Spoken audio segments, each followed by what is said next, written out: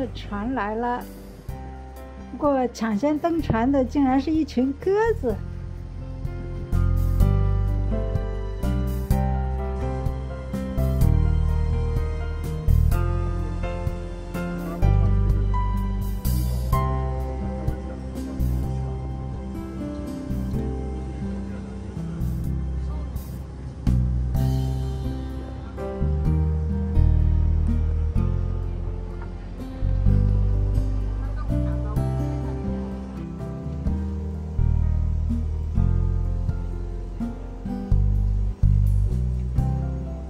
从这里望出去，可以说是新加坡最现代的风景集中地。这一带聚集了城市的地标、螺旋桥、滨海艺术中心，还有金沙酒店和艺术科学馆。另一边就是鱼尾狮公园，以及新加坡最核心的金融区，各大银行总部林立，代表着这座城市今天的繁荣。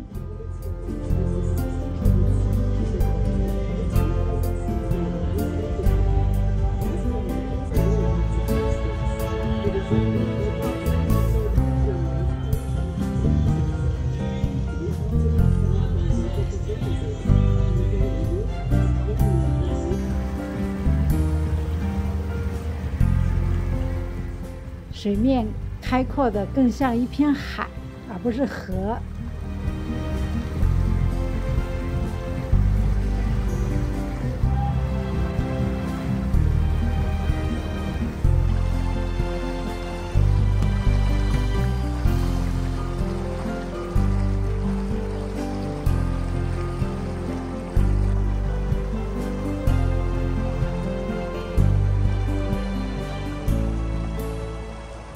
前方这栋大楼就是富丽敦酒店，它最早建于1928年，当时是新加坡的总邮政局。1942年日军进攻新加坡时，富尔顿大厦曾作为临时医院与避难场所。有记载说，英国军方官员曾在这里讨论最后的防御，但最终还是投降。因此，它也承载了新加坡沦陷的历史记忆。战后继续作为总邮局和政府机构使用。90年代后，随着邮政和商业中心迁移，富尔顿大厦失去原有的功能。1997年开始改建，2001年重新开放为富丽敦酒店，成为国家文物保护建筑。头顶上这座桥就是加文纳桥，是新加坡河上历史最悠久的桥梁，也是新加坡唯一的悬索桥，至今仍完好保持原貌。1819年，来福士正是在这片河口登陆，签下条约，让新加坡成为自由通商的港口。自此，世界的船只和人群从这里涌入，也从这里改变了这座岛屿的命运。这条河成了殖民地的动脉，船只挤满河道，卸下来自群岛与马来亚的橡胶、锡矿，再把香料和丝绸运向远洋。河岸边的驳船码头昼夜不息，承载着新加坡最初的繁荣。河两岸的店屋和仓库见证了多元种族的生活。华人苦力在这里讨生活，印度商人在此做生意，阿拉伯人带来香料，欧洲公司设下洋行。新加坡河几乎就是移民社会的缩影。然而，繁荣的背后是代价。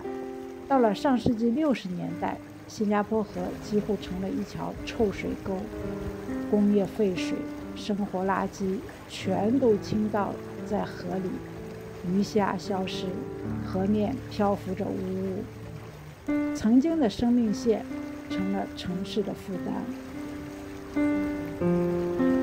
1977年，新加坡时任总理李光耀发起了清理新加坡河的宏大计划，10年时间，沿岸的作坊和船坞被迁走，污水排放被治理，让河水变清澈，让鱼儿回来这里。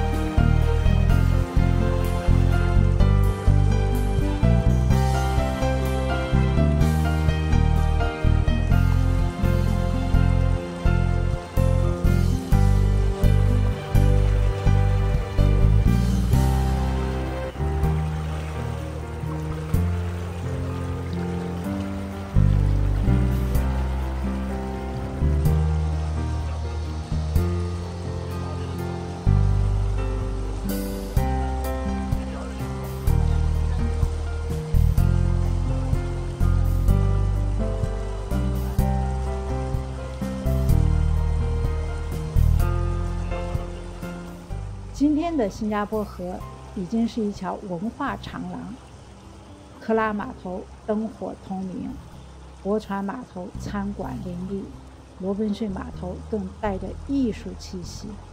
而在河口，新加坡最现代的天地线与历史交织在一起。新加坡河依然是这座城市的灵魂，只是以全新的方式。新加坡河就像一本写在水上的历史书，从殖民地的开埠到多元族群的奋斗，从一条臭河到如今的文化地标，它承载着这座城市的过去，也折射着新加坡的未来。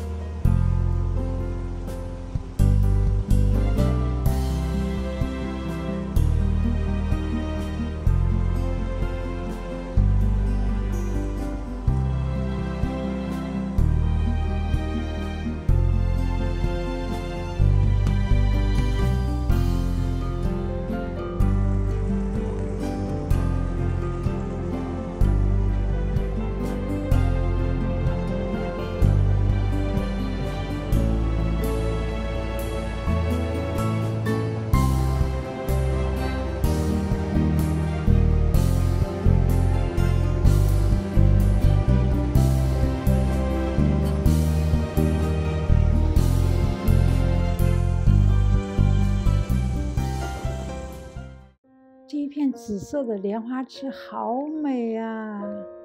走一走，拍一拍照，格外的惬意。